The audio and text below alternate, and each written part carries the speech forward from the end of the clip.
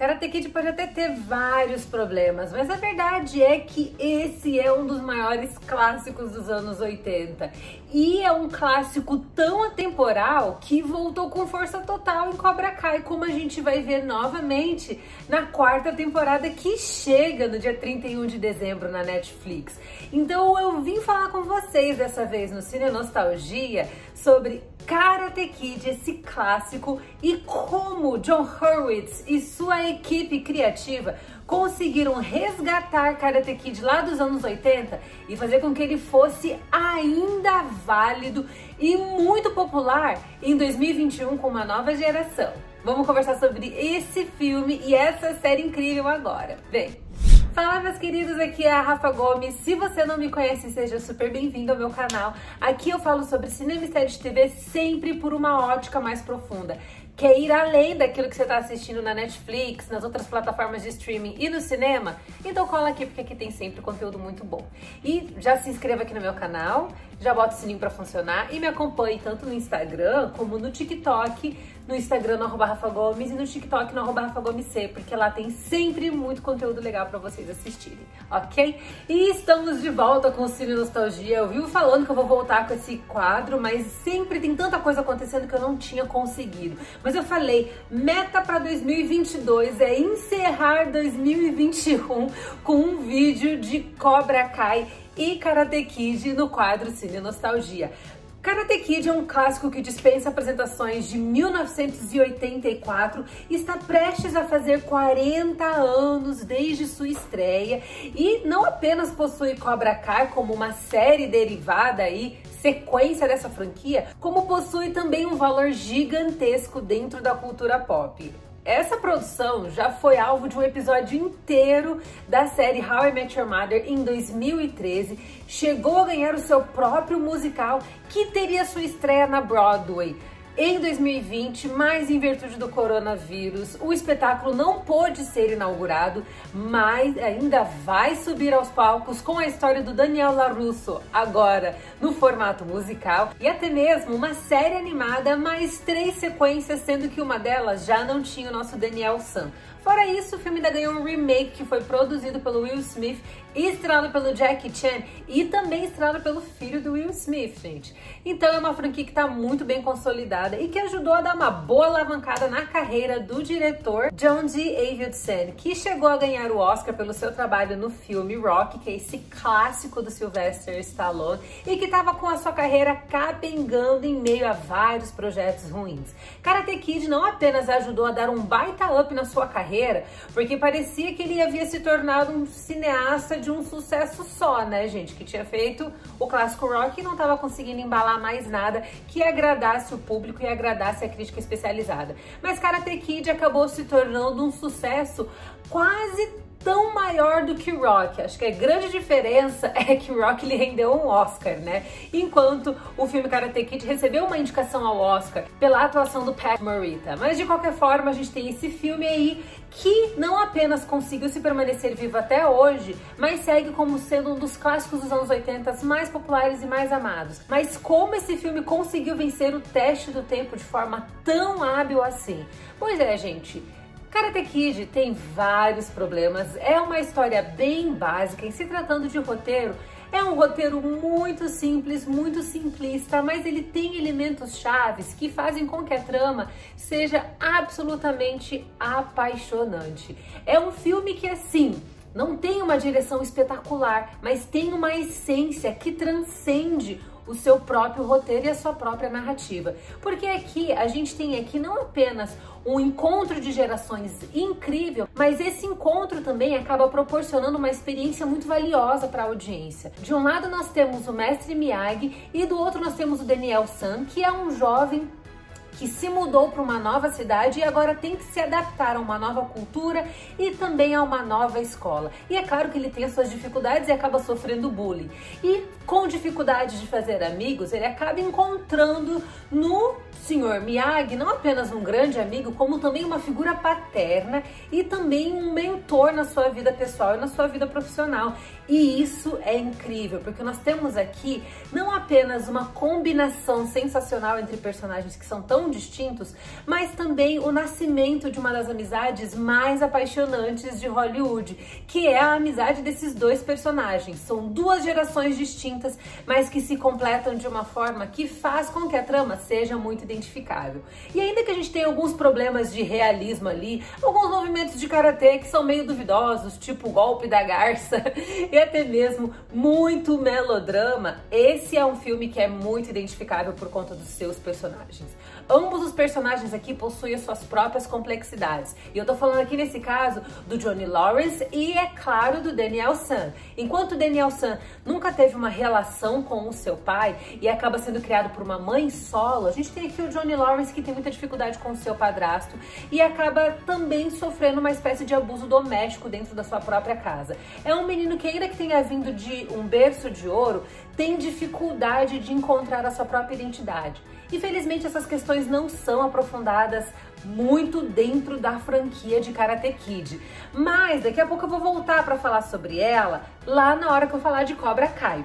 Isso é muito bacana e faz com que os personagens se tornem não apenas identificáveis com a audiência, mas também se tornem cativantes. Ainda que o Johnny Lawrence seja apresentado aqui como uma espécie de vilão, ele não é aquele personagem preto no branco, porque de certa forma a gente tem um pouco de contato com a sua história de background, que acaba sendo uma história um pouquinho mais difícil. Esse filme ainda é uma amálgama de gêneros que não apenas reúne o subgênero de drama esportivo, como também traz aqui o subgênero Coming of Age, que explora essa fase de transformação da adolescência em direção à juventude, como também ainda traz temática de gangue, mostrando algo na pegada de Warriors, só que é claro, uma pitadinha de Warriors, que é essa questão de briga de gangues, ao mesmo tempo que também explora, é claro, o karatê como um dos pontos centrais da sua trama. Então esse é um filme que acaba trazendo de tudo um pouco e por isso que consegue agradar um público tão vasto, que vai desde os molecotes, como eu, que cresci com esse filme, obviamente sendo uma criança, enquanto também já agradava os meus pais, que conseguiam enxergar em Karate Kid um valor muito especial. E por ser um filme que também fala sobre valores, fala sobre família, fala sobre conflitos familiares, tudo isso dentro de uma linguagem voltada para o público familiar, Karate Kid consegue ser um filme atemporal justamente por saber se comunicar bem com gerações novas e um pouco mais velhas. Então esse é um filme que consegue meio que agradar gregos e troianos, ainda que sempre tenha aquela pessoa que talvez não curta a franquia de Karate Kid. E o filme é repleto de clichês, é repleto de frases de efeito, mas ele não para aí não. O diretor e o roteirista Robert Mark Kamen conseguem transformar esses clichês e essas frases de efeito num elemento e numa peça-chave da trama, que acaba trazendo esse gosto nostálgico que habita em nós até hoje. Eles transformaram esses aspectos em âncoras emocionais nas quais a própria audiência se apegou com força. Então frases como wax on, wax off, o famoso golpe da garça,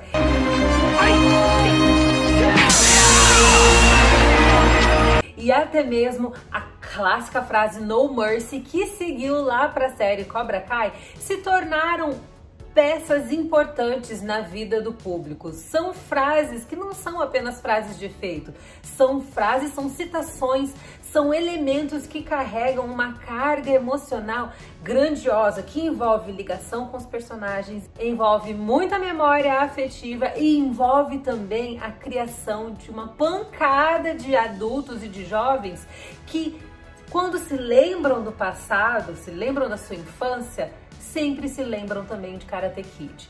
Então o que poderia ser algo vazio e sem significado e super cafona e clichê, na verdade se transformou em uma das coisas mais apaixonantes e que fazem Karate Kid até hoje ser tão popular e tão amado ao redor do mundo.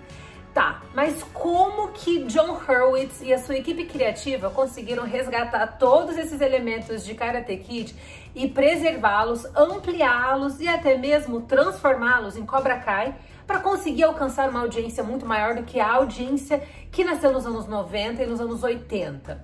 Pois bem, gente, John Hurwitz foi muito sábio, porque ele olhou pro que há de errado em Karate Kid e olhou pro que há de certo e misturou os dois e fez uma boa feijoada aí gostosa pra gente, viu? Uma das coisas que eu mais gosto dessa nova série é que ela não esquece o passado. Karate Kid é um clássico, não dá pra você tocar num clássico e achar que isso não vai gerar um problema com seus fãs. Toda vez que há um remake, há um reboot ou há uma nova releitura de um clássico, é mexer num vespeiro, a gente sabe disso. E eu acho que John Hurwitz foi muito sábio ao trazer não apenas o elenco original de volta, mas também preservando as características desses personagens à medida que trouxe um toque maior de complexidade e densidade. Então é uma delícia ver Ralph Macchio e William Zabka aqui de volta, interpretando não apenas as versões mais velhas dos seus respectivos personagens, mas trazendo um nível maior de profundidade em cada um deles, fazendo com que alguns dos aspectos que antes eram problemáticos nos filmes se tornem, na verdade, elementos fundamentais da narrativa. Um desses elementos que eu tô falando pra vocês era o fato de que o Johnny Lawrence, que é vivido pelo William Zabka, ser mostrado aqui como aquele vilão clássico, super caricato e bem estereotipado que a gente tinha muito nos filmes dos anos 80. Enquanto aqui o Daniel San e Ralph Macchio, ainda que ele tome algumas decisões erradas, seja mostrado como o menino indefeso, aquele cordeirinho que tem dificuldade de se defender e acaba sendo uma presa / vítima fácil. Aqui na série a gente consegue perceber aquela questão que tantas pessoas falaram ao longo dos últimos anos. Será que talvez o Daniel San não fosse também um pouquinho vilão? Será que o Johnny Lawrence talvez não fosse uma espécie de mocinho às avessas? Pois bem, a gente percebe aqui isso sendo abordado de forma muito legal e isso ganhando novas nuances na segunda, na terceira e eu espero também na quarta temporada, o que faz com que a série se torne uma delícia. Dentro disso, John Hurwitz ainda traz uma geração de novos atores que dão aqui a cara nova para Cobra Kai e trazem também essa nova roupagem para a série. E aí a gente tem aquele combo Chris e Johnny Lawrence e Mestre Miyagi e Daniel San de volta aqui agora com o Johnny Lawrence sendo o mentor da sua galera lá de Cobra Kai e o Daniel San sendo o mentor do Dojo Miyagi. É claro que eu tô falando isso fazendo referência à primeira temporada, mas a gente sabe que ambos os personagens foram evoluindo até a terceira temporada, continuando com esse papel de mentores dos seus próprios atletas, o que é exatamente o que a gente vê lá na franquia original, principalmente no primeiro filme. Então é uma delícia, porque a gente tem um pouquinho da fórmula original, só que agora com uma nova roupagem, justamente para atrair um público novo, à medida que consegue preservar a audiência mais antiga, como euzinho aqui. Aqui a gente vê também as complexidades dos nossos protagonistas originais ganhando novas facetas. Então os conflitos familiares eles vão se tornar maiores e a gente vai perceber que as atitudes e as decisões que ambos os protagonistas tomaram lá no filme original continuam reverberando no seu presente. E aí a gente consegue não apenas se identificar mais ainda com o Johnny Lawrence, mas a gente consegue criar uma torcida por ele à medida que nós continuamos respeitando e amando o Daniel San.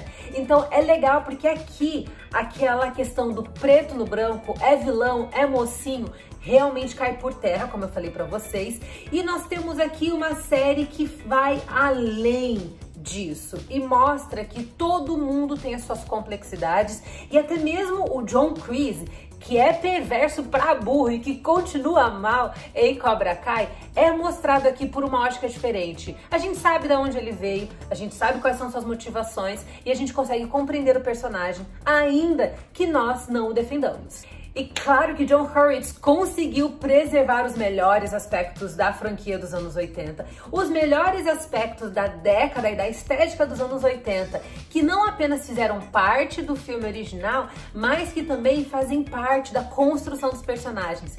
Então, além da gente ter toda aquela combinação de gerações distintas, né, mentor e mentorado, nós temos também conflitos de gerações, porque a gente vê aqui, vira e mexe, o nosso fofinho Johnny Lawrence metendo os pés pelas mãos, falando coisa que não deve, sendo um pouquinho preconceituoso, Sendo aquele cara que nos anos 80 falaria essas coisas e não veria problema nenhum, mas que hoje vive numa sociedade contemporânea e que tem dificuldade de se ajeitar e se adaptar às novas circunstâncias. E a gente vê isso não apenas no comportamento dos nossos protagonistas, como a gente vê também em outros elementos, como o tipo de conteúdo que eles consomem, o tipo de vida que eles levam, o tipo de postura que eles possuem diante das situações. E é claro, diante disso, nós temos aquela combinação de uma trilha sonora mais contemporânea com clássicos dos anos 80, porque esse é um aspecto chave do filme original da franquia de Karate Kid. É aquela trilha sonora oitentista maravilhosa. Quem não se lembra do hit final You're the best around? Nothing's gonna ever keep you down. Quem não se lembra desse clássico no final, daquela vitória do Daniel San, né? Então a gente vê esses pontinhos aqui que são salpicados ao longo da série, justamente para tornar aquela experiência mais nostálgica para a galera antiga, à medida que também vai cativando a galera nova com esses contrastes entre o velho e o novo, os anos 80 e a contemporaneidade e assim por diante. E sabe aqueles clichês que talvez fossem tão lá da franquia Karate Kid, aqueles clichês batidos que eram super cafonas e bregas?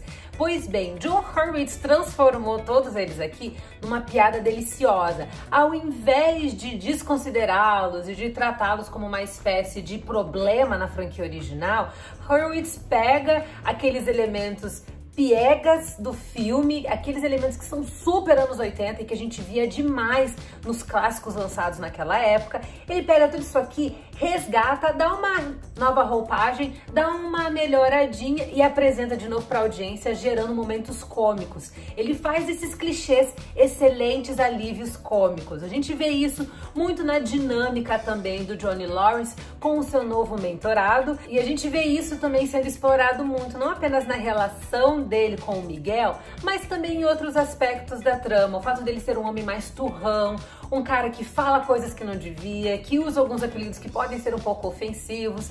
Então a gente vê esses clichês da época sendo trazidos aqui, não apenas como uma espécie de denúncia, mas também uma espécie de humor leve. Funciona muito bem e faz com que a série se torne uma experiência super divertida. E o último ponto que faz com que Cobra Kai seja essa série que não apenas revigorou o clássico dos anos 80, mas também fez com que ele se tornasse ainda mais atual, é o fato de haver um equilíbrio excepcional entre o jovem elenco e o elenco mais maduro, principalmente o elenco original. A gente tem tempo de tela suficiente para ambas as gerações aqui, com tudo isso sendo abordado de forma muito rica em tela. Então é uma série que sabe servir bem a sua audiência com um conteúdo divertido, um conteúdo que tem traços dramáticos também, mas que no fim do dia é uma experiência divertida, gostosa e um pouquinho despretensiosa. Não é muito não, mas é um pouquinho despretensiosa. Esse equilíbrio em tela ainda faz com que o interesse da audiência cresça cada vez mais, porque a gente percebe que o universo de Cobra Kai não se trata apenas de Johnny Lawrence e Daniel San. Na franquia original dos filmes, é claro que o foco sempre foi Daniel San, mas a gente vê que Karate Kid se tornou algo tão grande e tão fenomenal que, chegando aqui na série de Cobra Kai, a gente percebe que é realmente um movimento, um manifesto que vai afetando a vida das pessoas, englobando uma série de circunstâncias, mexe na vida profissional das pessoas, mexe no seio familiar delas também e afeta até mesmo o ambiente escolar. E é legal a gente ver que Cobra Kai é essa série que não se trata de uma criança, de um garoto que está se aventurando no karatê, mas se trata de como as pessoas foram afetadas por esse movimento esportivo que é o karatê. E aí a gente tem esse bando de confusão que a gente tem visto aí desde a primeira temporada, que é realmente super legal de assistir e que eu espero que fique cada vez melhor nessa quarta temporada. E se você gostou desse vídeo, não sai daqui do canal, porque vocês sabem que tem sempre muita coisa boa por aqui. Então já continue aqui no meu canal e me acompanhe no Instagram, no @RafaGomes, e no TikTok, no @RafaGomesC. Te espero por lá pra gente continuar com esse papo. Um beijo e até a próxima!